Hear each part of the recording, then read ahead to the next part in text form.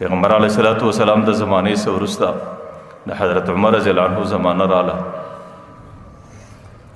حضرت عمر رضی الله عنه په زمانه کې کاختی راله.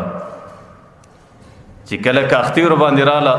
نو حضرت عمر رضی الله عنه کاختی کې ډېر پریشان وسو چې د مدینې ټول خلک پریشان دي د کاختی علاج به څنګه کوو. د ټول امت مور حضرت عایشه مبارکه د هغې ته راغلی ورته د مسلمانانو مورې مدینه منوره په ډېر سخت حالت کې ده، د هغې دپاره یو ترتیب راوښی زه د هغې علاج څنګه وکړم. نو هغه د مسلمانانو مور ورته د مسلمانانو امیره ته یو کار وکړه. هغه ورته یې څه کار وکړم؟ وایي زما په کومه حجره کې چې د رسول الله قبر دی ته د دې حجرې سر ته لږ سوری ورکړه، د قبر صرف اسمان ته ورښکاره کړه چې بیا اسمان پر دې قبر باندې څومره ژړا کوي، بیا به د هغې ژړا او د هغه اوښکو اثر ته پر دې مځکه باندې ووینې. حضرت عمر رضی الله عنه راوغورځېد، د حجرې سر ته یې سوری ورکړي اسمان ته چې د پیغمبر علیه صلات وسلام قبر ورښکاره سو. نو بیا اسمان پر دې قبر باندې دومره ژړا وکړه چې بیا ټوله مدینه د اسمان په اوښکو کې چې هغه د بارانو په شکل راتویدلې،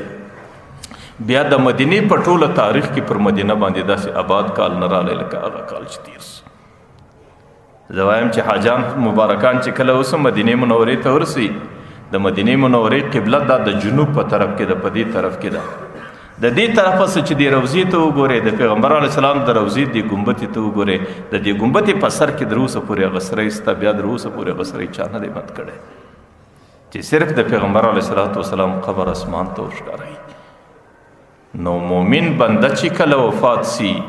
او پر مومن باندې چې کله مرګ راسي نو د هغې پر قبر باندې بیا اسمانونه ژړا کوي، د هغې پر قبر باندې مځکې ژړا کوي چې پر کومه مځکه باندې د خدمتونو د هغې پر قبر هغه مځکې ټولې په ژړا اخته وي. چې کوم کسان اول سړی چې د هغې نفع در ځانه پورې محدوده ده،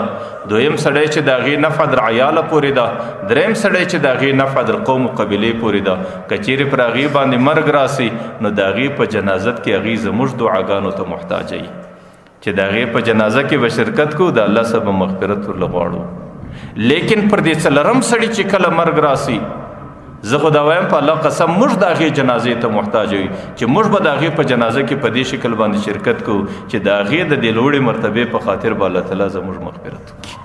چې سبا به د قیامت په میدان کې د الله تعالی حضور ته دا عذر پیښو چې الله د یو ډېر نیکبخته او د یو ډېر نیک عمله انسان په جنازه کې درېدلي، یا الله موږ د هغې په وسیله باندې موږ ته د هغې په تحفه کې بس معافي او مغفرت را په نصیب کړي.